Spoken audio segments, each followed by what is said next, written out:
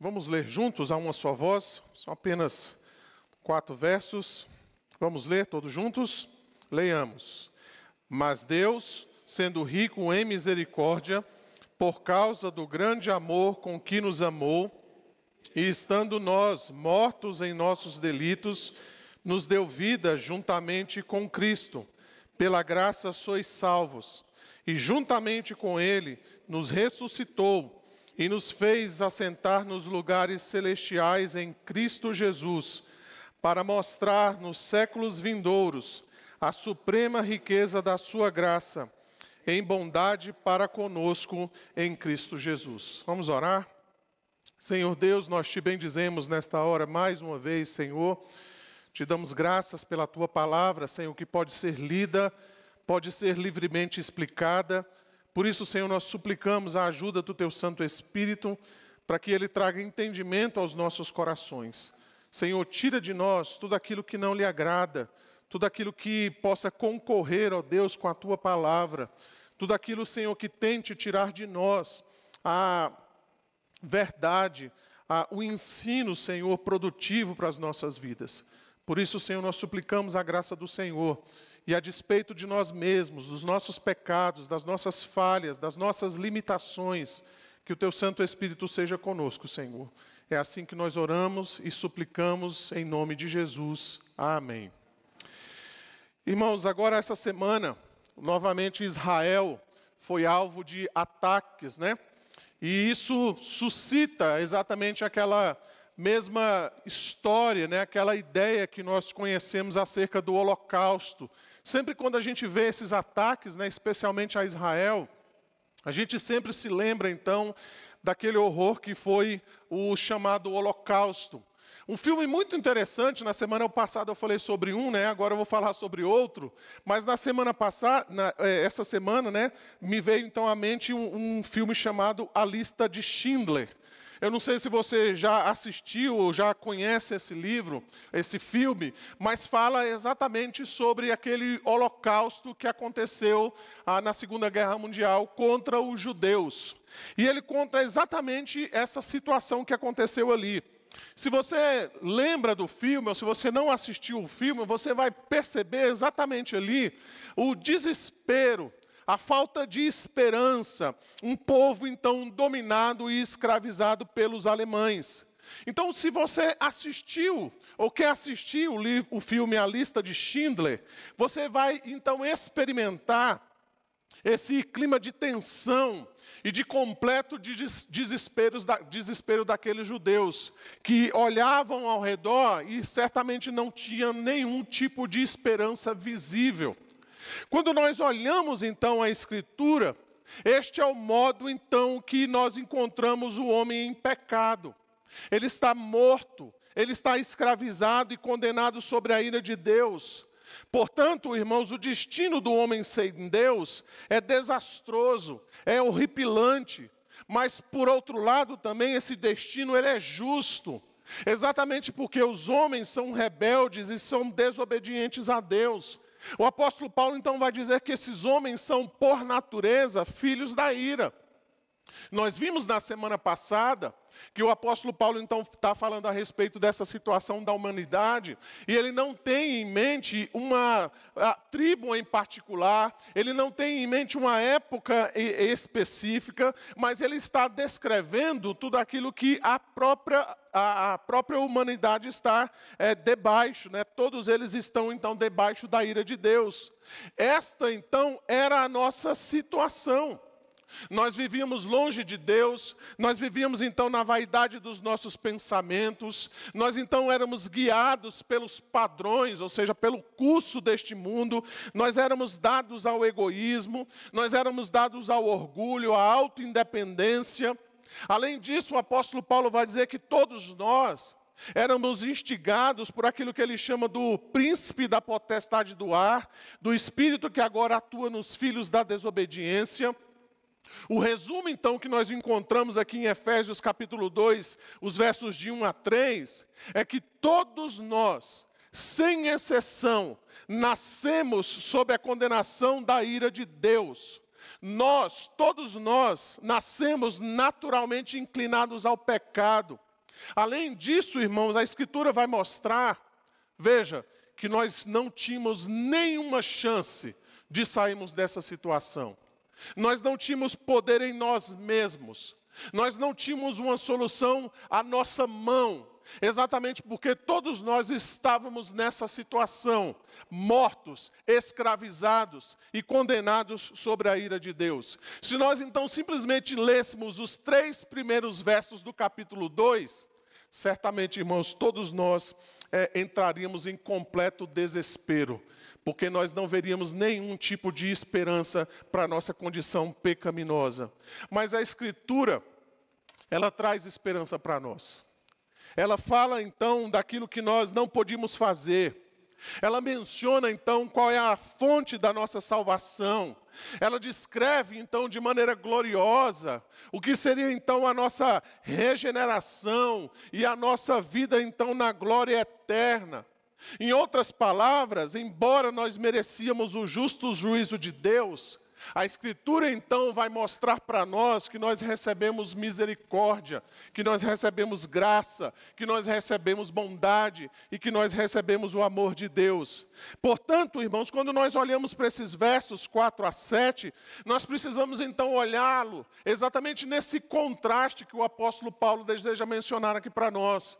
Se, por um lado, dos versos 1 a 3, Paulo descreve a situação de toda a humanidade caída, morta nos seus delitos e pecados, agora então, a partir do verso 4, ele vai mostrar esse contraste exatamente daquilo que Deus fez em nosso favor.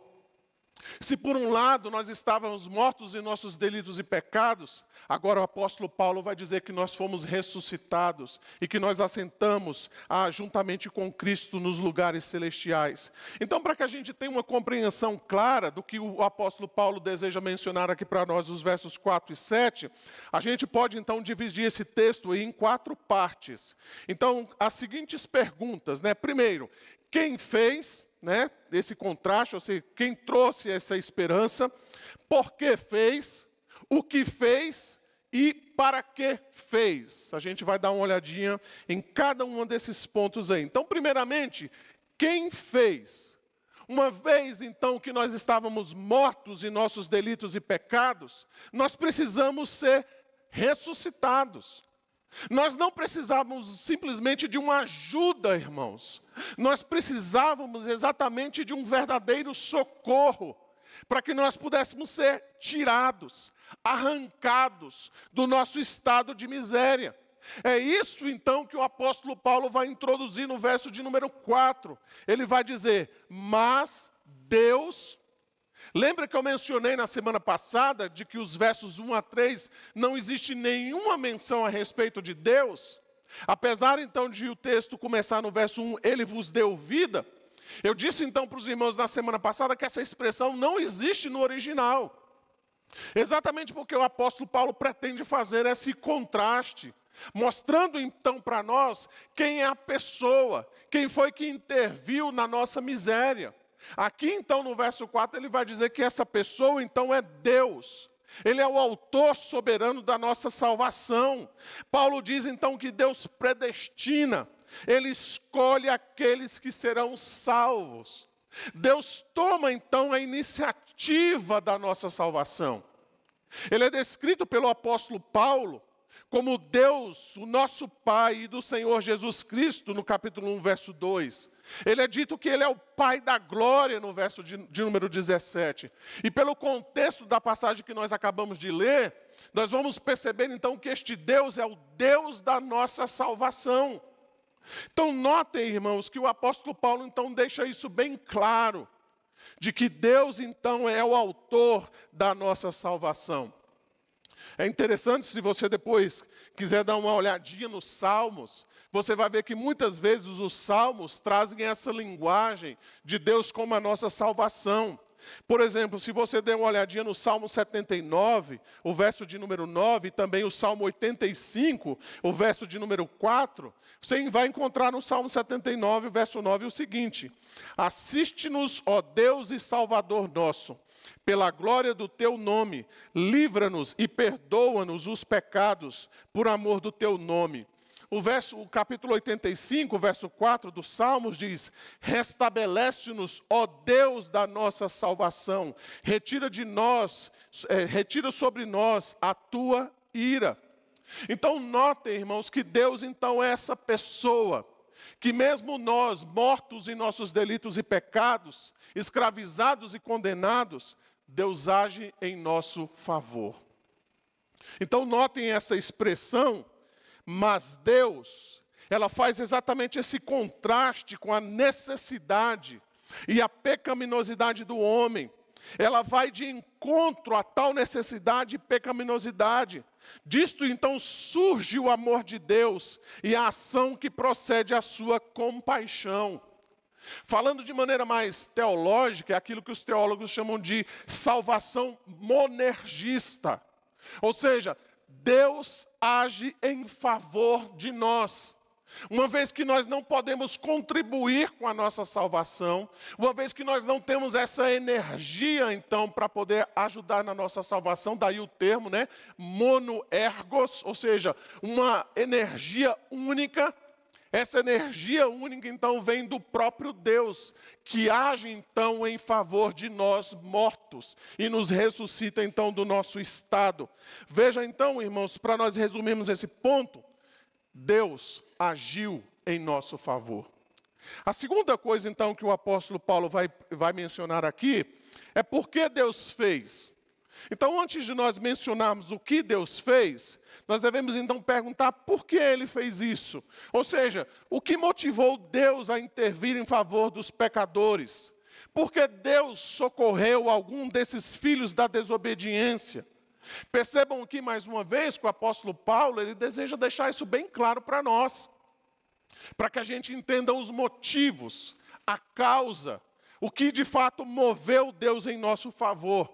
Para isso, então, o apóstolo Paulo, para explicar esses motivos, ele vai usar aqui 4 palavras. A primeira delas, ele vai dizer que é a misericórdia. Ele vai dizer, mas Deus, sendo rico em misericórdia, o verso de número 4. Misericórdia é aquela bondade e boa vontade de atender ao miserável e o aflito. É aquele desejo, então, de ajudar aquele que precisa de socorro. Isso que é misericórdia. Vejam então que Deus, que poderia simplesmente nos condenar de maneira justa, Ele tem compaixão de nós. Uma palavra que o mineiro gosta, né? Ele tem dó, Ele tem pena de nós. Ele tem compaixão do nosso estado. E por isso então Ele age em nosso favor, Ele é misericordioso. Percebam ainda, irmãos, que o apóstolo Paulo, ele quer deixar isso tão claro para nós, que ele descreve a misericórdia dizendo que Deus é rico em misericórdia. Não é uma misericórdia qualquer, mas é uma misericórdia abundante. É uma misericórdia, então, que alcança aqueles que de fato precisam da misericórdia de Deus. A segunda coisa que o apóstolo Paulo vai dizer, a segunda coisa que motivou Deus em nosso favor, foi o amor. Ele vai dizer no verso 4, por causa do grande amor com que nos amou. Este amor não é um sentimento. Embora eu tenha falado aqui há pouco, da compaixão, da dor, eu falei da dor, da pena que Deus sente de nós nesse sentido. Este amor aqui não é um amor sentimental, mas é um amor sacrificial. É um amor de aliança, é um amor incondicional. Mais uma vez é bom a gente frisar isso, que o apóstolo Paulo então quer deixar isso bem claro para nós. Ele não simplesmente cita o amor de Deus, mas ele diz que é o grande amor com que nos amou. Além disso, então, o apóstolo Paulo vai usar a palavra graça. Pelo menos 3 vezes ele vai falar sobre isso. No verso 5 ele vai dizer, pela graça sois salvos. No verso 7 ele vai mencionar a suprema riqueza de sua graça. E no verso de número 8 ele vai dizer, pela graça sois salvos. A graça é o favor imerecido. É aquela, então, boa vontade de Deus em nossa direção. Embora nós merecêssemos a condenação, na verdade Deus nos deu aquilo que nós não merecíamos, que é a sua misericórdia, que é o seu amor, que é a sua compaixão. Notem que o apóstolo Paulo, então, menciona, como eu disse agora há pouco, essa palavra graça pelo menos 3 vezes. E novamente aqui, para deixar bem nítido esse contraste que ele está fazendo, ele fala sobre a suprema riqueza da sua graça no verso de número 7. E por fim, irmãos, o apóstolo Paulo vai mencionar aqui a bondade. Ele vai dizer, em bondade para conosco em Cristo Jesus, o verso de número 7. Essa bondade, então, é a gentileza. Ela tem o sentido de Deus ser solidário. Olha que coisa bela. Deus olha a nossa miséria e Ele é solidário, Ele é gentil, Ele é compassivo com a nossa situação. Então, essas expressões acerca do caráter de Deus, elas mostram exatamente os motivos pelos quais Deus se inclinou a nós. Mais do que isso, essas motivações que o apóstolo Paulo menciona aqui no capítulo 2, são o cumprimento das promessas que Deus havia feito ao seu povo, exatamente de alcançá-lo com misericórdia, com amor, com graça, com bondade. O profeta Isaías, por exemplo, no capítulo 55, os versos 6 e 7, ele vai dizer, buscai ao Senhor enquanto se pode achar, invocai-o enquanto está perto. Deixe o perverso o seu caminho e o iníquo os seus pensamentos. Converta-se ao Senhor, que se compadecerá dele. E se volte para o nosso Deus, porque é rico em perdoar. O profeta Jeremias, no capítulo 31, vai dizer, com amor eterno eu te amei, por isso com benignidade te atraí. Então são os cumprimentos das promessas que Deus fez ao seu povo. Daqui então, meus irmãos, nós nos lembramos de João 3,16. Porque Deus amou o mundo de tal maneira que deu o seu único Filho, para que todo aquele que nele crê não pereça, mas tenha a vida eterna. O próprio apóstolo Paulo, em Romanos 5,8, ele vai dizer, mas Deus prova o seu próprio amor para conosco, pelo fato de ter Cristo morrido por nós, sendo nós ainda pecadores. O apóstolo João faz coro com o apóstolo Paulo em 1 João capítulo 4, quando ele diz o seguinte, nisto consiste o amor, não em que nós tenhamos amado a Deus, mas em que Ele nos amou e enviou o Seu Filho como propiciação pelos nossos pecados. Nós amamos porque Ele nos amou primeiro. Então notem que foi isso que motivou a Deus. O seu amor, a sua misericórdia, a sua bondade, a sua graça. Foi isso então que levou Deus a nos escolher, a nos salvar. Sobre isso, então, o John Stott, ele vai dizer algo muito interessante. Ele vai dizer assim, estávamos mortos, portanto incapazes de salvar-nos a nós mesmos. Somente a misericórdia podia alcançar os incapazes, pois misericórdia é amor para com os totalmente privados de recursos. Ele ainda vai dizer, estávamos debaixo da ira de Deus, somente o amor pode triunfar sobre a ira. Ele ainda continua dizendo, nada merecíamos das mãos de Deus, a não ser o julgamento por causa dos nossos delitos e pecados. Somente a graça poderia salvar-nos do que merecíamos, pois a graça é o favor imerecido. Em suma, irmãos, Deus foi motivado por isso, por sua misericórdia, por seu amor, por sua graça e a sua bondade. Percebam, notem, não há aqui nenhum mérito humano. Não há nada, absolutamente nada em nós que pudesse mover Deus em nossa direção. Não são as nossas atitudes, não é a nossa personalidade. Não foi a presciência de Deus, como alguns gostam de afirmar, não é? Que Deus então previu a nossa fé, Ele previu então que nós seríamos salvos, que Ele previu então que nós aceitaríamos a Cristo como Salvador, como Senhor de nossas vidas, e aí então Ele nos predestinou. Nada disso. Foi exatamente o caráter de Deus, foi a sua misericórdia, a sua graça, a sua bondade que o levou a nos escolher como o seu povo. Notem, irmãos, que a salvação então não tem nada a ver com as escolhas humanas, mas tem a ver com as ações graciosas e intencionais em favor de Deus, não é? Em favor daqueles que nada mereciam senão a condenação eterna. Por isso, então, o apóstolo Paulo deseja deixar isso muito claro. Foi a misericórdia, foi o amor, foi a graça, foi a bondade de Deus para conosco que nos tornou, então, ou que nos fez salvos. Isso então nos remete àquilo que o apóstolo Paulo vai dizer em Romanos capítulo 9. Pois ele diz a Moisés: terei misericórdia de quem me aprover ter misericórdia, e compadecer-me-ei de quem me aprover ter compaixão. Assim, pois, não depende de quem quer ou de quem corre, mas de Deus usar a sua misericórdia. Deus então chama pela graça aqueles que não têm direito à graça. Deus perdoa quem não merece perdão. Deus ama a quem não é digno do seu amor.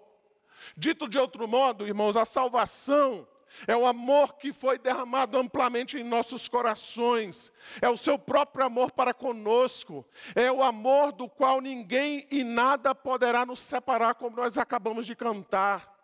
Daí nós nos lembramos da palavra do próprio Senhor Jesus Cristo: não foste vós que me escolhestes, mas eu escolhi a vós outros. E isto então que motivou a Deus. Não foi nada em nós, não foi a nossa beleza ou a falta dela, mas foi a graça, a misericórdia, o amor e a bondade de Deus que motivou então a nossa salvação. E o que Deus fez?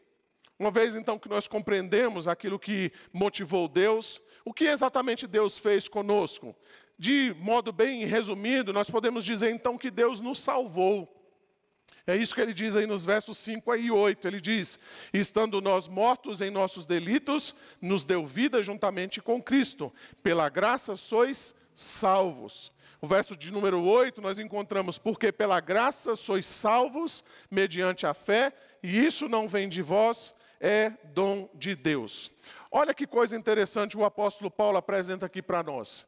Então veja aí primeiramente que o apóstolo Paulo diz aí no verso de número 5 que Deus nos deu vida juntamente com Cristo. Depois ele diz aí no verso de número 6 que juntamente com ele nos ressuscitou, juntamente com Cristo ele nos ressuscitou. Em terceiro lugar, você vai perceber ainda no verso de número 6, que Paulo então vai dizer que Deus nos fez assentar nos lugares celestiais com Cristo. Então note a sequência desses verbos: deu vida, ressuscitou e fez assentar. Isso imediatamente remete a nós exatamente aquilo que o próprio Deus fez com Jesus Cristo. Ele o ressuscitou, ele o ascendeu aos céus e ele deu a Cristo a sua exaltação, ou seja, Cristo assentou do lado direito de Deus Pai. Isso se torna ainda muito mais maravilhoso, meus irmãos, porque conforme nós olhamos aqui no capítulo 2, os versos 4 a 6, o apóstolo Paulo não está fazendo menção de Cristo, mas ele está fazendo menção de nós, de que Deus então nos vivificou, ele nos ressuscitou e ele nos fez assentar juntamente com Cristo. Olha que coisa maravilhosa, olha que coisa bela que nós temos diante de nós. Se por um lado nós estávamos mortos em nossos delitos e pecados, nós estávamos escravizados e condenados, agora juntamente com Cristo nós fomos exaltados de tal maneira que nós estamos assentados juntamente com Cristo. Nós saímos de um lugar de humilhação e nós fomos colocados no lugar de exaltação juntamente com Cristo. Isso então, meus irmãos, se cumpre aquilo que diz o Salmo 103, os versos 3 e 4. Diz lá: Ele é quem perdoa todas as tuas iniquidades, quem sara todas as tuas enfermidades, quem da cova redime a tua vida e te coroa de graça e misericórdia. Você já parou para pensar nisso? De que Deus, por meio de Jesus Cristo, nos fez assentar nos lugares celestiais. de que Deus então nos tirou da miséria do pecado e agora então nós estamos juntamente com Cristo. Desse modo então, meus irmãos, nós podemos dizer com Cristo Jesus, nós somos então provados, nós somos condenados, nós somos crucificados e sepultados, mas ao mesmo tempo também nós somos vivificados, nós somos redivivos e assentados nos lugares celestiais. Ainda que nós não participemos plenamente desta glória, ainda que nós temos que lidar dia a dia com os nossos pecados, o que a palavra de Deus vai dizer para nós é que esta nova vida de exaltação já começou com Cristo. Por isso, então, o crente, ainda que ele viva nessa vida, ainda que ele passe por tribulações neste mundo, ainda que ele sofra por causa do pecado, ele não deve perder de vista aquilo que lhe aguarda, que é a consumação final, a exaltação final, onde finalmente ele estará com Cristo. Vejam então, meus irmãos, que as bênçãos da salvação, elas nos foram concedidas por meio de Cristo, o nosso irmão mais velho. Como o próprio apóstolo Paulo vai dizer, que Cristo é as primícias dos que dormem. Essa ideia das primícias é a ideia exatamente daquela colheita, né? Quando alguém então ia vender alguma colheita, quando ia vender algum produto, ele levava então as primícias, ou seja, os primeiros frutos. E ele então dizia, olha, é isso aqui que eu tenho lá, olha, eu tenho essa plantação de manga, essa plantação de piqui, eu tenho aqui uma amostra daquilo que eu vou colher daqui a pouco. Cristo, então, nesse sentido, ele é as primícias. E o que significa isso? Significa, então, que Cristo foi ressuscitado e exaltado à direita de Deus Pai. Nós também seremos ressuscitados e colocados também no lugar de exaltação. Não como Cristo, mas certamente é um lugar de exaltação. Dito, então, de outra maneira, meus irmãos, nós podemos, então, afirmar que ser salvo é a mesma coisa de ser unido com Cristo. É aquilo então que nós conhecemos como a união mística. Essa união mística, Berkhoff vai dizer, ela é vital e espiritual entre Cristo e o seu povo, em virtude da qual Cristo é a fonte da sua vida e do seu poder, da sua bendita ventura e da salvação. Em outras palavras, essa nossa união com Cristo é o que garante então as nossas bênçãos, os nossos desfrutes da salvação. É por causa de Cristo então que nós estamos desfrutando das mais ricas bênçãos que Ele conquistou na salvação.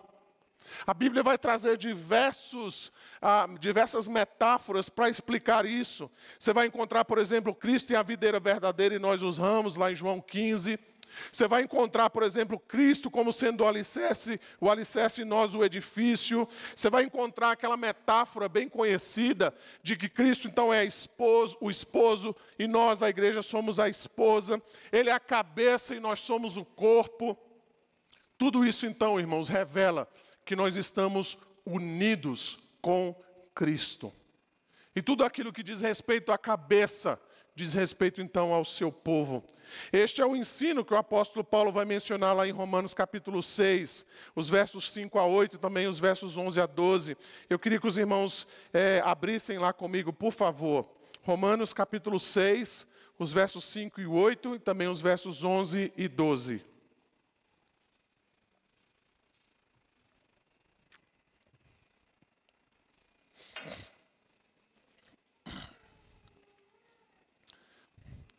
Veja o que o apóstolo Paulo vai dizer aí. Ele diz, porque se fomos unidos com ele na semelhança da sua morte, certamente o seremos também na semelhança da sua ressurreição.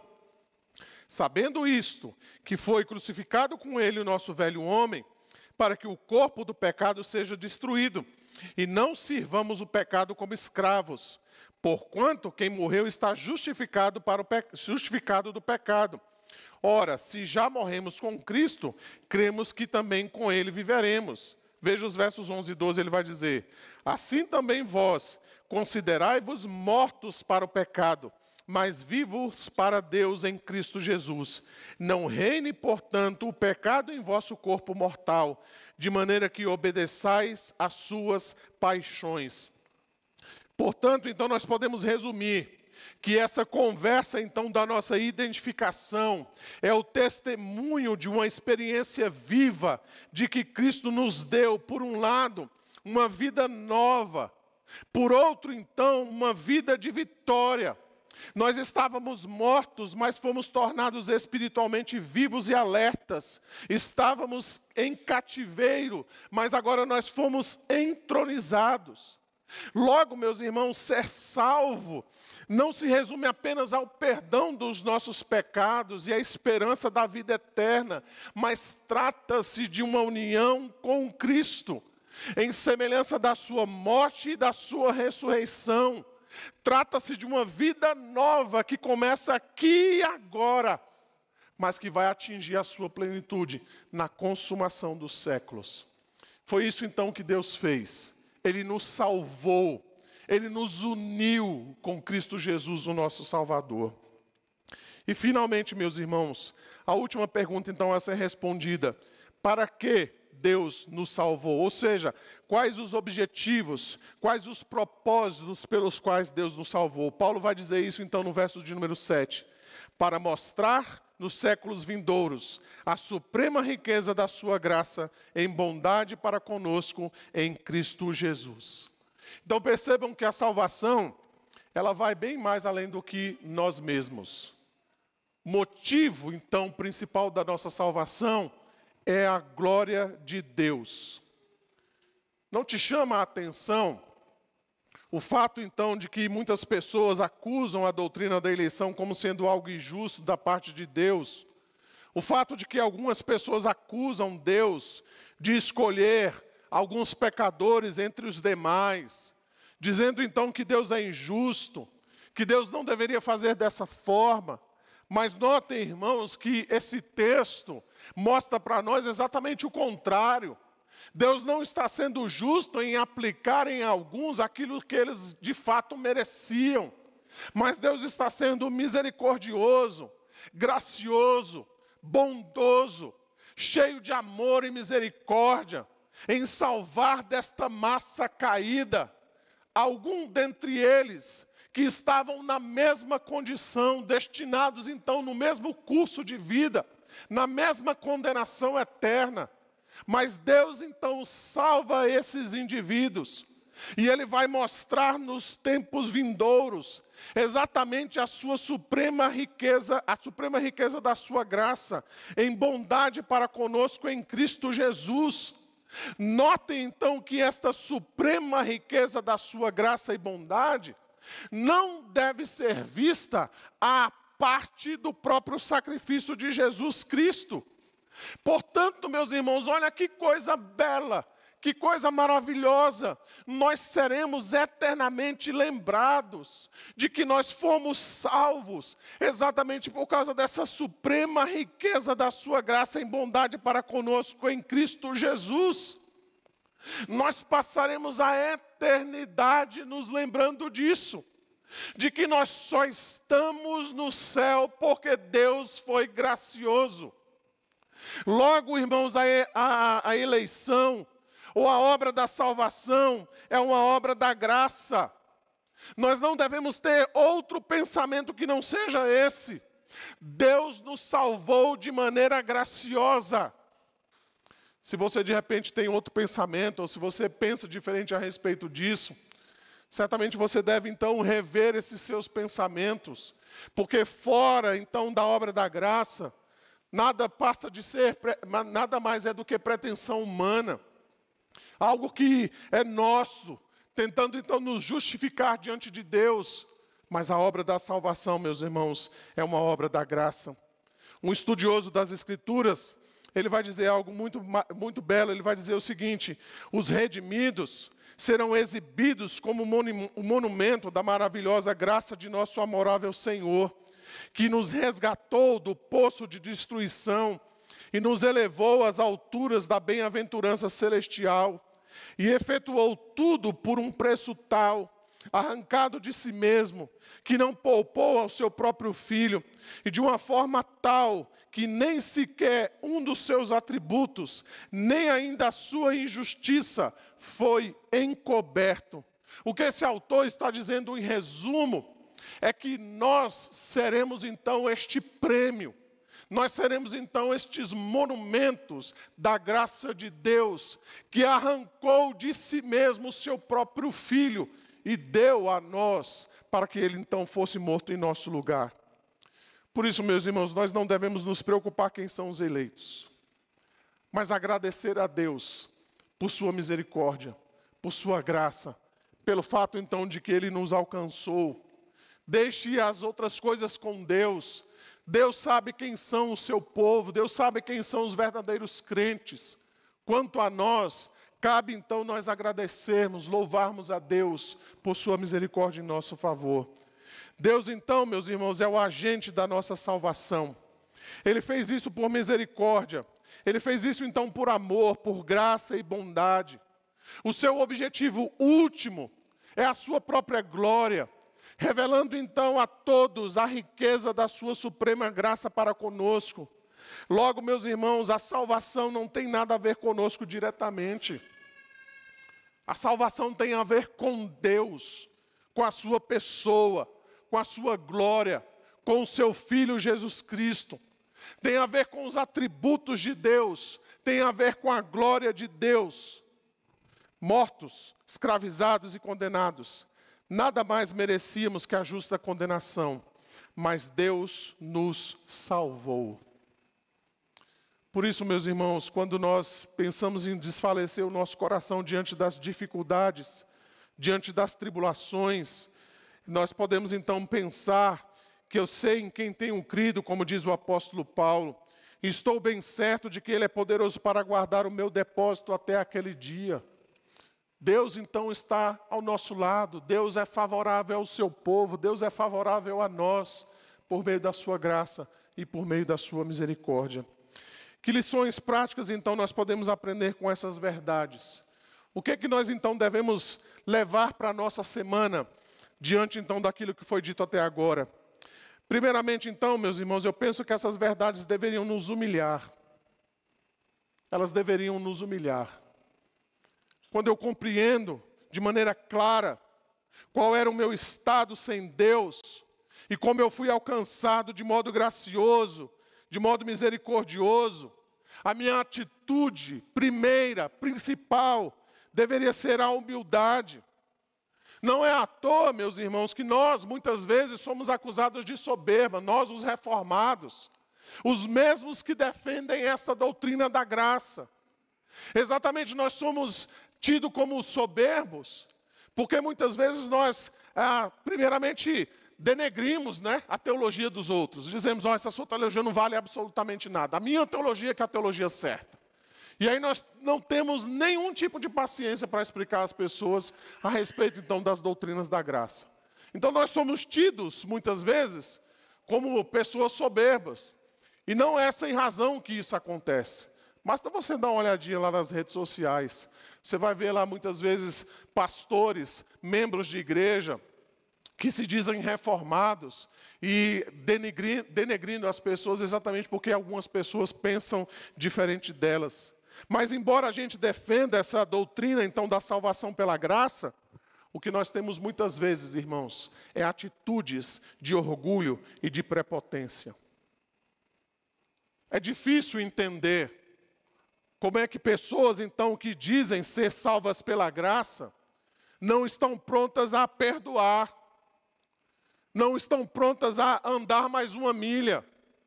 Pessoas que se dizem salvas pela graça, mas que são difíceis de lidar, são difíceis de conviver. Pessoas que acreditam, então, na salvação pela graça, mas dizem assim, eu sou assim, e se você quiser andar comigo, vai ser dessa forma. Eu sou grosso, eu sou grossa, e é assim, então, que eu trato as pessoas. Pessoas que não têm, então, nenhum tipo de senso, nenhum tipo de humildade. Eu não estou dizendo com isso, meus irmãos, que nós devemos agir como moscas mortas, ou como alguém que tem sangue de barata. Mas o fato é que muitos de nós, mesmo então sendo salvos pela graça, fazendo essa confissão de fé que o apóstolo Paulo coloca aqui diante de nós, Mesmo assim, nós encontramos no meio de pessoas que fazem essa confissão de fé, pessoas que não demonstram nenhum tipo de humildade e amor. Então nós deveríamos, de fato, perceber isso. Que nós somos salvos pela graça. Foi a misericórdia de Deus. Foi o amor de Deus. Foi a bondade de Deus. E é assim, então, que nós devemos nos comportar diante dos nossos irmãos. Ao mesmo tempo, meus irmãos, essas verdades deveriam produzir em nós um sincero louvor. Nós deveríamos ser gratos a Deus o tempo todo. A despeito das nossas lutas, nós temos motivos para sermos gratos a Deus. Ele nos deu vida em Cristo Jesus. Ele nos trouxe esperança.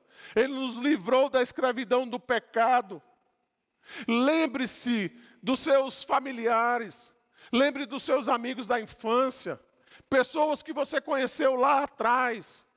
E que hoje você percebe que ainda são pessoas que estão perdidas no mundo. Eu mesmo, meus irmãos, tenho amigos da minha infância, que muitos deles continuam lá sem conhecer a Cristo. Muitos deles se envolveram em coisas erradas. Muitos deles continuam perdidos. Mas Deus graciosamente me chamou à salvação.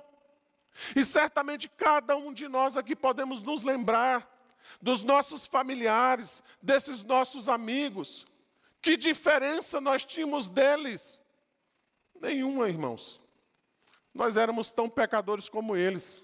Talvez até mais, não é? Nós vivíamos e fazíamos as mesmas coisas que eles faziam. Andávamos pelos mesmos caminhos que eles andavam. Aprontávamos as mesmas coisas que eles aprontavam. Colávamos nas provas como eles também colavam. Fazíamos as mesmas coisas que eles faziam. Mas Deus, na sua misericórdia, no seu amor, na sua graça, Ele nos resgatou. Ele nos tirou, então, desta escravidão. Ele abriu os olhos do nosso entendimento. Veja que Deus foi rico em misericórdia, cheio de bondade e amor. Será, então, que nós podemos olhar para trás e ver como a graça de Deus atuou nos nossos corações e nos trouxe até os dias atuais.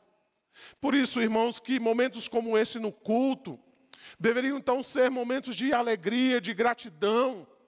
Ao invés de simplesmente ser uma agenda na nossa semana, o nosso culto, então, deveria demonstrar exatamente essa nossa comunhão com Deus.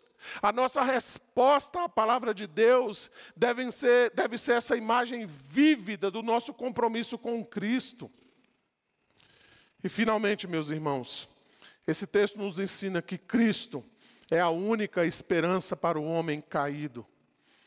Se de repente algum de nós aqui entende que o cristianismo não é a única fonte, da esperança humana, você precisa entender melhor o que é o cristianismo.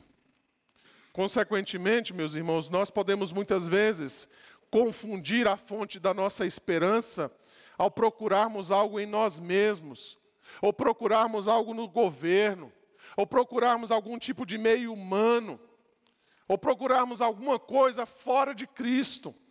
Se de repente o teu caso é este nessa noite, nós estamos então mencionando que somente Cristo é a fonte real de esperança.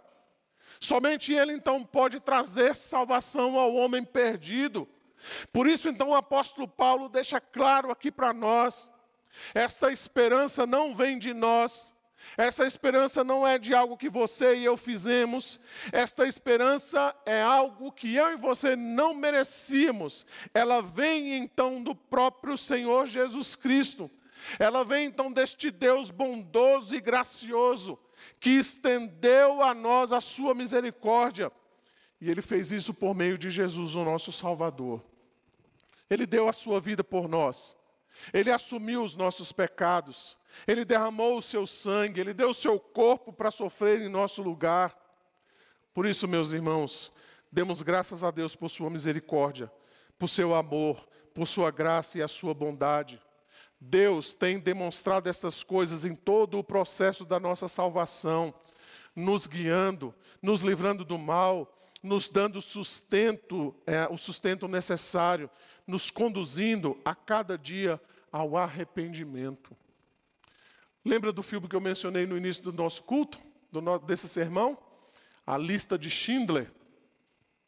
Se você então quiser depois assistir o filme, e como eu mencionei, né, apesar de toda a desolação apresentada então naquele decorrer, né, do decorrer do filme, uma vez que o filme mostra ainda, né, muitos judeus que são mortos, ali no final daquele filme a gente vê uma lição de misericórdia, amor, graça e bondade.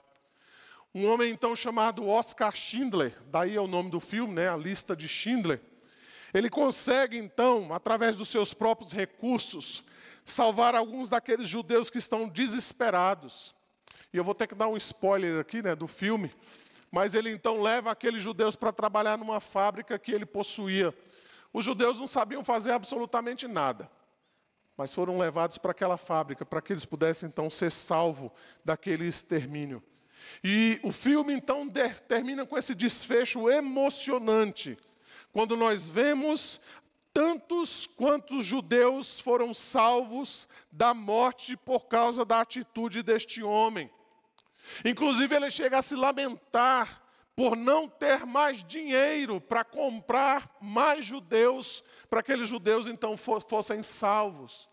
O que nós encontramos aqui, então, no ensino do apóstolo Paulo, em Efésios 2, os versos 4 a 7, é exatamente isto, que embora nem todos sejam salvos, Cristo pagou para que alguns desses pecadores fossem salvos. E isso, então, revela a misericórdia, a graça e o amor e a bondade de Deus. Estávamos mortos, escravizados e condenados como os demais. Mas o apóstolo Paulo vai dizer, mas Deus, sendo rico em misericórdia, por causa do grande amor com que nos amou, e estando nós mortos em nossos delitos, nos deu vida juntamente com Cristo. Pela graça sois salvos. E juntamente com Ele, nos ressuscitou e nos fez assentar nos lugares celestiais em Cristo Jesus, para mostrar nos séculos vindouros a suprema riqueza da sua graça, em bondade para conosco em Cristo Jesus. A Deus nós damos toda a honra, toda a glória e toda a adoração. A este Deus amoroso, gracioso, misericordioso e bondoso, a Ele nós oferecemos a nossa vida. A Ele nós oferecemos tudo aquilo que nós somos, tudo aquilo que nós temos. Por Jesus Cristo, nosso Salvador, nós queremos então dar a nossa vida, dar então a Ele tudo aquilo que Ele é digno de receber.